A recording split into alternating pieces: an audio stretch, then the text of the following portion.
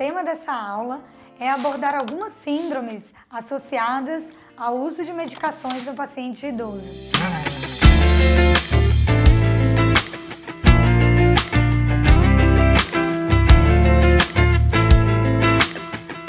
Vou começar falando da síndrome da secreção inapropriada do hormônio antidiurético. Existe um hormônio que se chama ADH, antidiurético, para que nós não fiquemos urinando sem parar. Então existe uma regulação da quantidade de urina, da quantidade de água que é eliminada, a quantidade de água que precisamos manter no organismo. E quando há uma secreção de forma irregular ou inadequada desse hormônio, acaba tendo um acúmulo de água no organismo e há uma hiponatremia, que é a redução do sódio.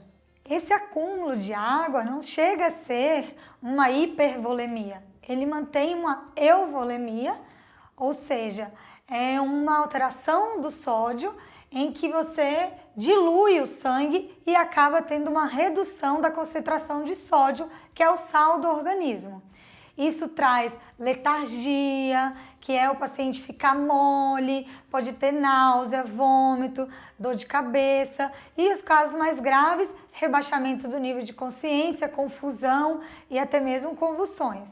As medicações mais comuns que podem cursar com essa síndrome são a carbamazepina, oxcarbamazepina, os inibidores seletivos da recaptação de serotonina, que são os antidepressivos, sertralina, fluoxetina, paroxetina e os inibidores não seletivos da recaptação de serotonina, como por exemplo a venlafaxina. Lembrar que essa redução do sódio pode se associar ao paciente que não se alimenta adequadamente e pacientes que usam diuréticos, como a hidroclorotiazida. Essa síndrome não é exclusiva dessas medicações. Existem uma série de medicações, existem alterações renais e até mesmo neoplasia de pulmão que pode causar essa síndrome. Mas, quando vem um paciente com esses sintomas, investigar a hiponatremia e avaliar as medicações que ele usa. Deve ser suspensa as medicações que podem levar à redução do sódio, aumentar a ingesta oral de sódio e às vezes até sendo necessária internação hospitalar, restrição hídrica, de líquidos e reposição de sódio de forma endovenosa. Síndrome extrapiramidal. Dessa síndrome, todo mundo já ouviu falar. Inclusive, os próprios pacientes nos relatam que tomou alguma medicação no pronto-socorro e ficou agitado, não conseguia parar de andar. Ele pode acontecer com os neurolépticos, principalmente os de alta potência, os de primeira geração, como o haloperidol, mas também com antieméticos, como metoclopramida, bromoprida e em menor escala domperidona, e o Dramin não tem relatos dessa síndrome. Mas vocês devem conhecer aqueles pacientes que chegam no pronto-socorro e falam: eu tenho alergia à metoclopramida porque experimentou de ter a síndrome extrapiramidal. Ela acontece pela redução dos neurotransmissores dopaminérgicos na via da substância negra e no núcleo caudado. A dopamina é um neurotransmissor que faz a regulação do movimento e por conta dessas medicações alterarem esse neurotransmissor, há essa alteração com distúrbios do movimento. Ela pode ser aguda, 1 hora ou ali no momento que se recebeu a medicação, e tem relação com a dosagem da medicação. Ou seja, se for endovenoso ou intramuscular, a chance é maior de acontecer do que via oral, mas também pode acontecer. Na forma aguda, o paciente vai experimentar um sintoma que chama acatesia, que significa dificuldade de ficar sentado. O paciente fica perambulando para lá e para cá, não consegue parar e fica muito ansioso, nervoso, podendo ter até alucinações. Pode acontecer também distonia, que são movimentos estereotipados de flexão, torção dos braços, torção do pescoço para trás, torção até do tronco para trás, e pode acontecer parkinsonismo. Então, parkinsonismo é diferente de doença de Parkinson. Embora as duas doenças você tenha os sintomas parkinsonianos, uma é uma doença neurodegenerativa, que é a destruição dos neurônios, e a outra pode ser causada por medicações ou até um AVC que também vai alterar a dopamina, esse neurotransmissor.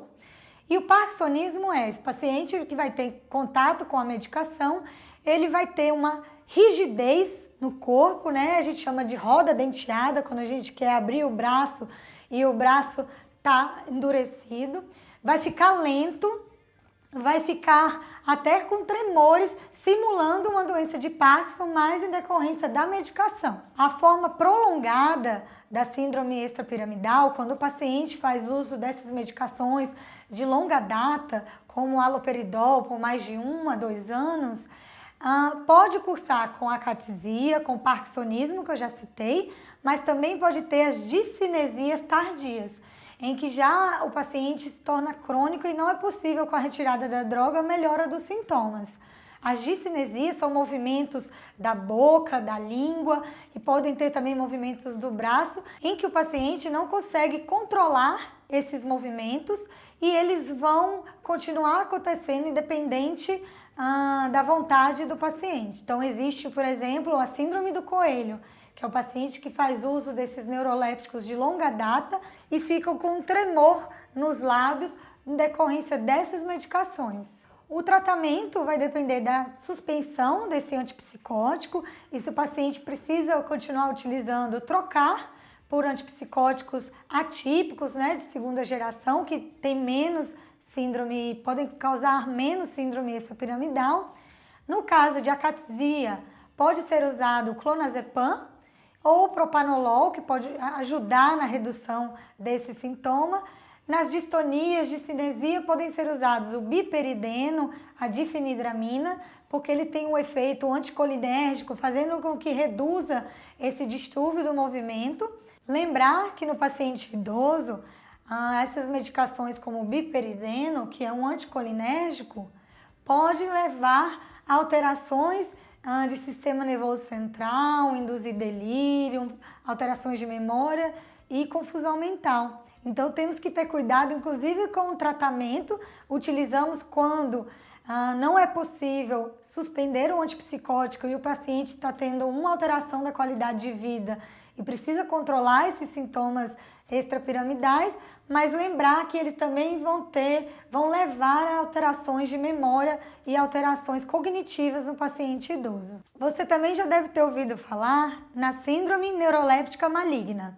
Ela ocorre também com neurolépticos, principalmente os de primeira geração, mas tem relatos com qualquer neuroléptico, com antidopaminérgicos e também quando há retirada abrupta de medicações utilizadas para Parkinson. Ela é considerada uma reação idiosincrásica. O que é isso? É uma reação adversa não prevenível que acontece sem ser um mecanismo alérgico por provavelmente alguma alteração enzimática que desencadeia toda essa alteração. Cursa com rigidez, bradicinesia, com instabilidade autonômica, aumento de pressão, aumento de frequência cardíaca e alteração de temperatura, com aumento da temperatura que chamamos de hipertermia. Há um aumento do risco de ter essa síndrome quando são utilizadas doses altas por um longo período e doses endovenosas. Em pacientes desnutridos, com infecção, etilistas, há um risco maior. Nesses casos, haverá um aumento das transaminases, da CPK, da DHL, da aldolase e, nos casos graves, até com rabdomiólise e insuficiência renal. O tratamento é a retirada da medicação, suporte como hidratação, drogas vasoativas, até mesmo hemodiálise e esperar realmente a síndrome passar, embora ela seja um espectro bem grave. A síndrome serotoninérgica é decorrente do aumento da serotonina no sistema nervoso central. Ela pode causar tanto letargia quanto inquietude, pode causar tremores, mioclonias, contraturas, hiperreflexia e pode causar sintomas como hipertermia, coriza e cefaleia.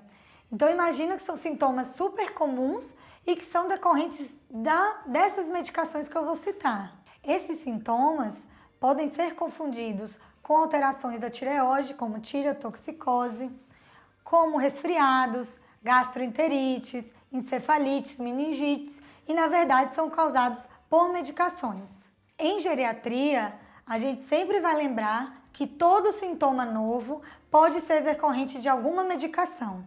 E os pacientes falam, mas eu uso há anos, mas o sintoma, a reação adversa pode acontecer independente do uso prolongado. Lógico que quanto mais tempo usa, mais exposição há, mais o paciente pode apresentar uma reação adversa de uma hora para outra e começar a apresentar esses sintomas em decorrência dessas medicações. Alguns exemplos de medicações que podem causar a síndrome serotoninérgica. Os antidepressivos, inibidores seletivos da recaptação de serotonina, os inibidores não seletivos, então exemplos, sertralina, fluoxetina, paroxetina, venlafaxina. Lembrar do tramadol, que faz um aumento da serotonina. Existem plantas e que são comuns as pessoas tomarem chás para depressão, como erva de São João. E aí o paciente às vezes usa um antidepressivo e toma essa medicação, esse chá, e isso se soma, aumentando os níveis de serotonina. Anfetaminas, cocaína, outras medicações para ansiedade, como buspirona, bupropiona, que aumentam a chance dessa síndrome. O tratamento consiste na retirada de todas as medicações que podem aumentar a serotonina e geralmente em 24 horas o paciente começa a apresentar melhora. Nesse período, a depender da gravidade da síndrome, o paciente pode precisar de um suporte intensivo, ou seja, internação em UTI, intubação, ventilação mecânica de acordo com a síndrome, mas a gente não pode pensar que essa síndrome só existe a forma grave, que é a intoxicação. Ela existe também em formas leves e é possível o geriatra detectar no consultório. Paciente que foi iniciada a medicação ou que já usava uma medicação e foi acrescentada outra.